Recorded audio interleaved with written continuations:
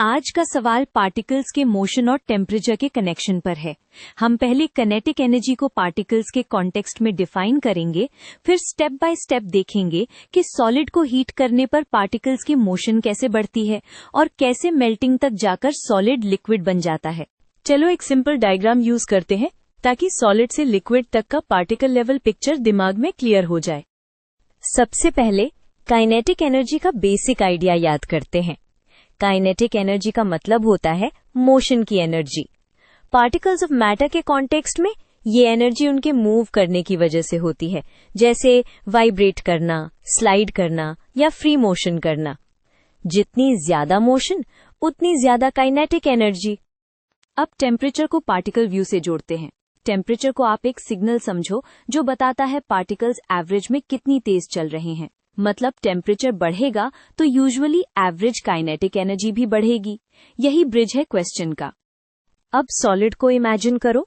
Solid में particles tight packed होते हैं और फिक्स्ड पोजीशंस के अराउंड मेनली वाइब्रेट करते हैं। जब आप सॉलिड को हीट देते हो, एनर्जी पार्टिकल्स को मिलती है और वो अपनी पोजीशन के अराउंड और ज्यादा स्ट्रांगली वाइब्रेट करने लगते हैं। इसका मतलब काइनेटिक एनर्जी इंक्रीज हो रही है, लेकिन स्ट्रक्चर अभी भी सॉलिड जैसा ही है। यहाँ एक कॉमन कंफ्यूजन होता है। लोग सोचते हैं कि हीट देने का मतलब हमेशा टेम्परेचर बढ़ता रहेगा। सॉलिड को हीट करते करते जब आप मेल्टिंग पॉइंट के पास आते हो, पार्टिकल्स इतने एनर्जेटिक हो जाते हैं कि उनके बीच की अट्रैक्टिव फोर्सेस को ब्रेक करना स्टार्ट हो जाता है। अब गोल सिर्फ फास्टर वाइब्रेशन नहीं, बल्कि बॉन्ड्स को लूजन करना होता है। अब मेल्टिंग पॉइंट पर एक इम्पॉर्टेंट स्टेप आता है। आप हीट ऐड करते रहते हो, बट उस फेज में एडेड एनर्जी का काफी पार्ट पार्टिकल्स को और तेज करने की बजाय उनके बीच की फोर्सेस को ओवरकम करने में लगता है। इसीलिए मेल्टिंग के दौरान टेम्परेचर ऑफन कांस्टेंट रह सकता है, इवन दो एनर्जी अब्सॉर्ब हो रही होती है। जैसे जैसे फोर्सेस ओवरकम होते जाते हैं, पार्टिकल्स फिक्स्ड पोजीशन से फ्री होने लगते हैं। सॉलिड का रिजिड अरेंजमेंट कोलैप्स होता है और सब्सटेंस लिक्विड बन जाता है।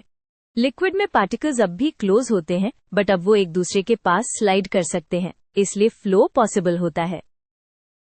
To wrap up, temperature increase का पार्टिकल लेवल मीनिंग है एवरेज काइनेटिक एनर्जी का इंक्रीज।